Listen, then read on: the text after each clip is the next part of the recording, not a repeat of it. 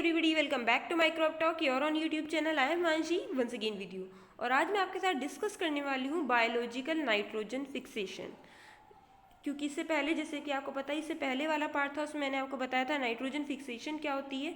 ठीक है, ये पार्ट सेकंड है, तो इसमें हम मेनली डिस्कस करेंगे, हमारा मेन फोकस किस पे है, बायोलॉजिकल नाइट्रोजन फिक्सेशन पे। सो यस, तो हम सबसे पहले जानेंगे कि बायोलॉजिकल नाइट्रोजन फिक्सेशन होता क्या है। देन हम जानेंगे बायोलॉजिकल नाइट्रोजन फिक्सेशन में इंपॉर्टेंट डिस्कवरीज जो हैं। Then types of nitrogen fixation, मतलब types of biological nitrogen fixation. ठीक है, टाइप्स ऑफ नाइट्रोजन फिक्सेशन हम जान चुके हैं। यहाँ पर हम स्पेशली जानेंगे बायोलॉजिकल नाइट्रोजन फिक्सेशन के टाइप्स के बारे में।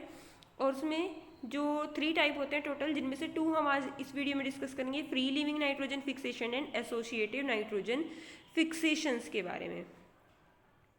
नेक्स्ट पार्ट जो होगा उसमें मैं आपको डायरेक्टली बताऊंगी सिम्बायोटिक नाइट्रोजन फिक्सेशन के बारे में, जो कि थर्ड पार्ट होता है बायोलॉजिकल नाइट्रोजन फिक्सेशन का, मतलब थर्ड टाइप होता है बायोलॉजिकल नाइट्रोजन फिक्सेशन का। तो चलिए शुरू करते हैं और जानते हैं सबसे पहले what is biological nitrogen fixation.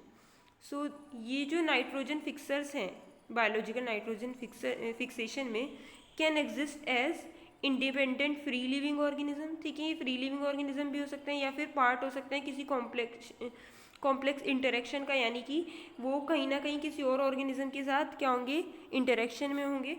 ठीक है, या फिर किसी प्लांट के साथ इंटरेक्शन में होंगे या एनिमल ऑर्गेनिज्म के साथ इंटरेक्शन में होंगे, जो क्या करते हैं, यूटिलाइज करते हैं एटमॉस्फेरिक नाइट्रोजन गैस को। ठीक है, किस तरीके से, as a sole source of nitrogen. ठीक है, जिससे वो क्या कर सकें, अपनी ग्रोथ कर सकें।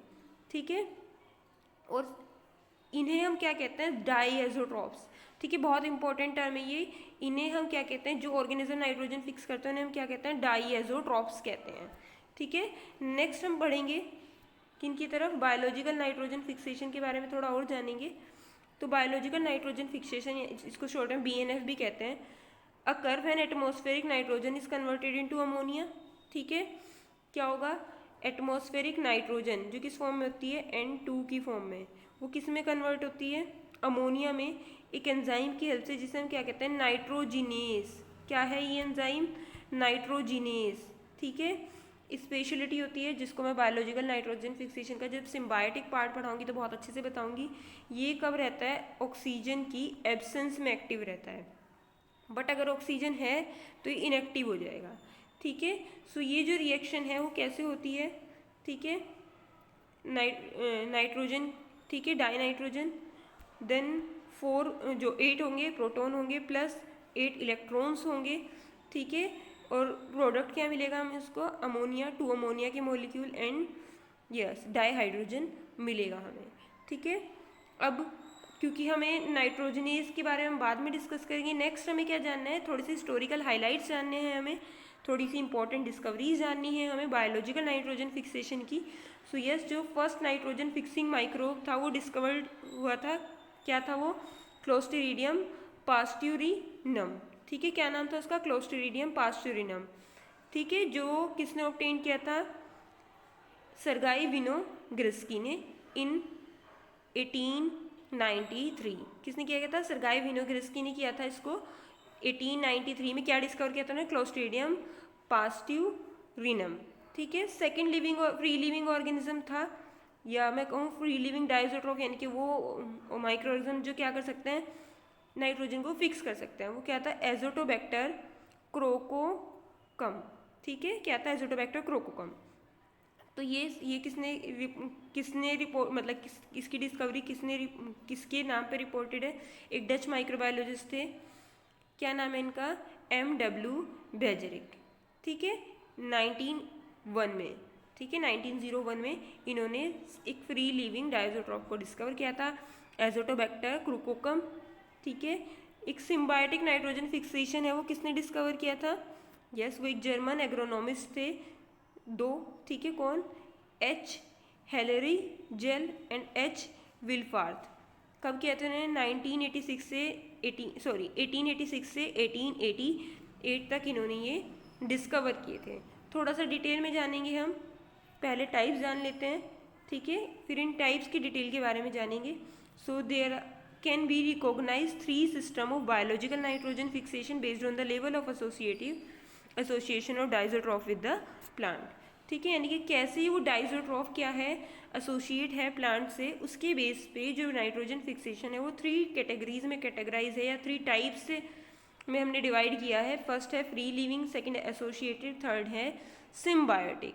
फ्री लिविंग नाम से पता चल रहा है फ्रीली होगा वो, एसोसिएट मतलब वो किसी म्यूचुअलिज्म में या कोई ना कोई रिलेशन शो करेगा, सिम्बायोटिक में भी एक तरीके का म्यूचुअलिज्म ही। सो कुछ जो नाइट्रोजन फिक्सर्स होते हैं वो कैसे होते हैं, फ्री लिविंग होते हैं, तो उनके बारे में डिस्कस करते हैं सबसे पहले।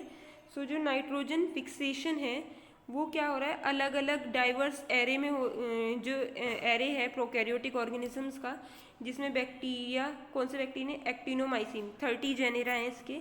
ठीक है, टोटल कुछ साइनोबैक्टीरिया आते हैं, और ये जो बैक्टीरिया इसमें दोनों टाइप के, ऑटोट्रॉफिक भी हेट्रोट्रॉफिक भी। ठीक है, दोनों ही तरीके के होते हैं जो यूटिलाइज करते हैं टर्मिनल इलेक्ट्रॉन एक्सेप्टर को। ठीक है, एक्सेप्टर्स को। ठीक है, जिससे वो क्या कर सकें, अपनी एनर्जी को जनरेट कर सकें।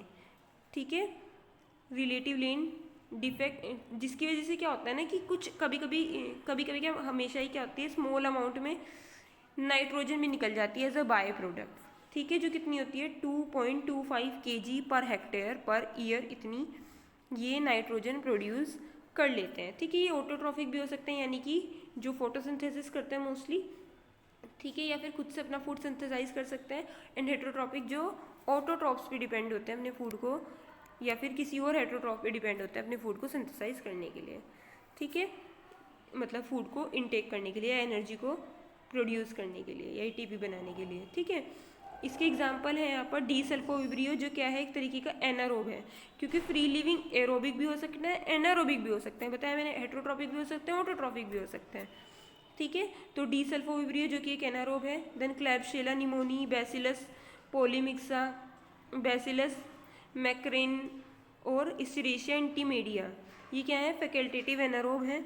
इससे अलग एजोटोबैक्टर विनलैंडी, ये क्या है, एक तरीके के एरोबिक माइक्रो ऑर्गेनिज्म है। एरोबिक वो जो ऑक्सीजन की प्रेजेंस में सर्वाइव करते हैं, एनारोबिक वो जो ऑक्सीजन की एब्सेंस में सर्वाइव करते हैं। नेक्स्ट हम डिस्कस करेंगे एसोसिएटिव नाइट्रोजन फिक्सर्स के बारे में। ठीक है, या फिक्सेशन के बारे में। ठीक है, कुछ फ्री लिविंग डाइजोट्रॉप्स होते हैं। डाइजोट्रॉप्स क्या होते हैं, जो नाइट्रोजन को फिक्स करने का काम करते हैं। तो इनमें क्या होता है कि स्पेशल एबिलिटी होती है। ठीक है, जिससे वो क्या करते हैं, एसोसिएशन शो करते हैं किसके साथ, प्लांट के साथ। ठीक है, तो इसलिए मैंने हम क्या कह रहे हैं, एसोसिएटेड नाइट्रोजन फिक्सर्स कह रहे हैं।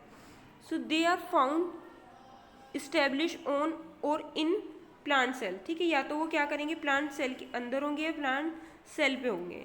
ठीक है, जिससे क्या होगा, वहाँ का जो कार्बन कंपाउंड होंगे उस सेल के, वो इनके लिए अवेलेबल हो जाएंगे। कार्बन की हमें पता ही है सभी सेल्स को नीड होती है, और इन रिटर्न ये क्या दे रहे हैं, उनको फिक्स करते हैं उनकी नाइट्रोजन प्लांट में। ठीक है, जो उससे वो किसको प्रोवाइड करा सके, प्लांट को प्रोवाइड करा सके नाइट्रोजन। जो कोजल या एसोसिएटेड सिम्बायोसिस है इनका, ठीक है, वो उसमें कोई भी जेनेटिक इंटरेक्शन नहीं होती है। ठीक है, प्लांट और माइक्रोब के बीच में, और साथ साथ कोई भी मॉर्फोलॉजिकल मॉडिफिकेशन भी नहीं डेवलप होते हैं उस पूरे प्रोसेस में। जो एग्जांपल है एसोसिएटेड सिम्बायोसिस का, उसमें क्या क्या आता है, ट्रोपोलॉजिकल ग्रासेस आती हैं, जैसे कि कौन सी होगी, पास्पेलम नोटेटम। ठीक है, जो किसके साथ इंटरेक्शन शो करता है, एजोटोबैक्टर पासपेली के साथ या पासपेली के साथ। इसमें क्या होता है पूरी इंटरेक्शन में, where the microbe exist in grass rhizosphere. ठीक है, जो माइक्रोब है वो कहाँ होगा, मान लेते हैं कि ये ग्रास है हमारी। ठीक है, इसमें यहाँ पर ग्रास में क्या है, रूट, छोटा सा रूट निकला हुआ है। तो इसमें यहाँ पे क्या होगा, राइजोस्फेयर क्या होता है, इस रूट के आसपास का जो भी एरिया है। ठीक है, इस रूट के आसपास का जो भी एरिया है, ठीक है, वो क्या होगा, राइजोस्फेयर होगा। तो ये जो माइक्रो ऑर्गेनिज्म है वो कहाँ मिलेगा, वो इस राइजोस्फेयर में मिलेंगे। ठीक है, तो यहाँ पे क्या होगा, ये जो माइक्रो ऑर्गेनिज्म है वो कहाँ एग्जिस्ट कर रहा है, यस, ग्रास के राइजोस्फेयर में। जो एजोस्पाइरलम स्पीशीज़ है वो भी इसी एसोसिएशन में देखने के लिए बहुत सारे एसोसिएशन मिलते हैं उनके भी, बहुत सारे प्लांट्स के साथ, जिसमें शुगर केन, राई और सोरगम आते हैं। ठीक है, थोड़ा और जानते हैं इनके बारे में। अगर हम राइजोस्फेयर से अलग बात करें तो कुछ माइक्रोब्स जो हैं वो कहाँ पे प्रेजेंट होते हैं, आउटर लेयर में रूट की। ठीक है, जिसे हम क्या कह सकते हैं, राइजोप्लेन कह सकते हैं। अब राइजोप्लेन को कैसे डिफाइन करेंगे, ये क्या है, हमारी ग्रास है। ठीक है। अब जो माइक्रोब्स कहाँ लगे होंगे, इस सरफेस पे लगे होंगे। अगर मैं इसको जूम करके दिखाऊँ तो इस सरफेस पे जो रूट के लगे होंगे वो क्या होगा, राइजोस्प्लेन होगा। तो यस, बिसाइड राइजोस्फीयर कुछ माइक्रोब्स कहाँ पे होंगे, कहाँ पे प्रेजेंट होंगे, आउटर लेयर में रूट के, ठीक है, और इवन इन इंटरनल टिश्यू या फिर इंटरनल टिश्यूज में होंगे। जो एजोटोबैक्टर डाइजोट्रोपिकस है, ठीक है, ये क्या है, एक बैक्टीरिया है, कौन, एसिटोबैक्टर डाइजोट्रोफिकस। ये क्या क्या शो करता है, फिक्स करता है नाइट्रोजन कहाँ पे, सेल के अंदर, किस में, किस प्लांट में, शुगर केन में, गन्ने में, ठीक है। Next, attempts have been made to enhance crop production by inoculation with free living azospirillum and acetobacter. They are able to fix 20 kg, क्या आएगा यहाँ पर, 20 kg per hectare per year, ठीक है। बहुत सारे आपको पता है बायो फर्टिलाइजर्स यूज़ किए जाते हैं, ठीक है। तो क्रॉप प्रोडक्शन के लिए हाई अमाउंट में, ठीक है, इनका यूज़ किया जाता है कुछ फ्री लिविंग एजोस्पाइरलम एंड एसिटोबैक्टर का, जो क्या कर सकते हैं, 20 kg per hectare per year nitrogen fix कर सकते हैं, जो कि अपने आप में बहुत ज़्यादा अमाउंट है। सो यस, यही था। नेक्स्ट पार्ट में हम कवर करेंगे सिम्बायोटिक नाइट्रोजन फिक्सेशन, जो कि काफ़ी इंपॉर्टेंट है। यस, तो आज के लिए इतना ही, मिलते हैं नेक्स्ट वीडियो में। आई होप ये वीडियो आपके लिए हेल्पफुल रहा होगा। अगर ये वीडियो आपके लिए हेल्पफुल रहा तो आज के लिए वीडियो को लाइक करें, चैनल को सब्सक्राइब नहीं किया तो चैनल को सब्सक्राइब करें, और पहले वाला पार्ट जरूर देखें नाइट्रोजन फिक्सेशन का, जिसमें मैंने आपको एक पूरा ओवरव्यू दिया था कि नाइट्रोजन फिक्सेशन होता क्या है, नाइट्रोजन साइकिल क्या होता है। सो यस, आज के लिए इतना ही, मिलते हैं नेक्स्ट वीडियो में। Thanks for watching.